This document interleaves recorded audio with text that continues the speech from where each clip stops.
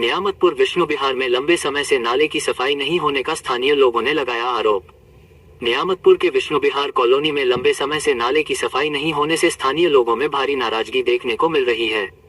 आसनसोल नगर निगम के कुल्टी बोरो अंतर्गत वार्ड संख्या 59 स्थित इस इलाके में बरसात शुरू होते ही हालात और खराब हो गए हैं। स्थानीय निवासियों का आरोप है कि कई दिनों से नालों की सफाई नहीं की गई, जिसके कारण बारिश का पानी घरों में घुस रहा है और लोगों को काफी परेशानियों का सामना करना पड़ रहा है। स्थानीय निवासी एवं हाई स्कूल की पूर्व शिक्षिका ने बताया कि कई बार शिकायत करने के बावजूद समस्या का समाधान नहीं हुआ। नाले जाम रहने के कारण गंदा पानी सड़कों और घरों तक पहुंच रहा है, जिससे बीमारी फैलने का भी खतरा बढ़ गया है। इलाके के लोगों का कहना है कि यदि समय रहते सफाई नहीं की जाती तो आने वाले दिनों में स्थिति और भी भयावह हो सकती है।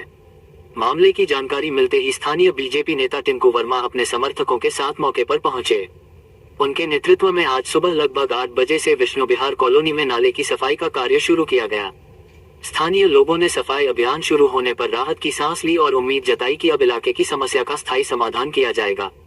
इलाके के निवासियों ने नगर निगम प्रशासन से मांग की है कि नियमित रूप से नालों की सफाई कराई जाए ताकि बरसात के समय लोगों को जल जमाव और गंदगी की समस्या से जूझना न पड़े। এখন নতুন সরকার তৈরি হয়েছে, পরিবর্তনের সরকার। এটা পরিবর্তন হচ্ছে। যে নোংরামি এরা 5-15 বছর ধরে করেছে, এই বিষ্ণু বিহার এটা সনাতন ধর্মের পাড়া, এখানে শুধু হিন্দুরাই থাকে। হিন্দু পাড়াতে কোনো কাজ হয়নি।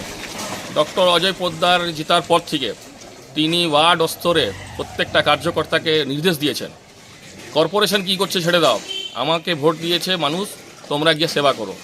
আমি তখনই মিউনিসিপ্যালিটিতে যাই। মিউনিসিপ্যালিটিতে আমাদের ডক্টর অজয় পোদ্দারকে হারাবার জন্য যে প্রকল্পগুলোকে আটকানো হয়েছিল, ছট ঘাট, শ্মশান ঘাট, যাতে কি সনাতন ধর্মের ভোট উনি না পান, ওনাকে হারাবার জন্য এই বোর্ড, পৌরসভা বোর্ড, এই নির্মম সরকার টিএমসি যা করেছিল তার চোখে এখানে দেখা পড়ছে। যে মানুষরা বিজেপিকে ভোট দিচ্ছে সেই পাড়াতে কাজ করছে না এরা। আজকে আমরা জনগণের সাথে এসেছি, পরিবর্তনের সরকার এসছে, মানুষের যেই শিক্ষিকা, এই যে পরিবর্তনের সরকার শিক্ষককে সম্মান দেবে। এর আগে যে সরকার ছিল সেই শিক্ষককে সম্মান দিত না। এনার ছেলে গোল্ড মেডেলিস্ট খড়গপুরের, তার বাড়িতে জল ঢুকছে, এই সরকার ঘুমোচ্ছে, এই বোর্ড ঘুমোচ্ছে, আর আপনারা বলছেন আমাদের কাজ হবে। আজ ভারতীয় জনতা পার্টির সরকার হয়েছে, সরকারের কাজ করবে, যেটা শ্রমিক ভট্টাচার্য আমাদের সভাপতি বলেছেন। আর আমরা যারা কার্যকর্তারা আছে, আমরা কার্যকর্তার কাজ করব।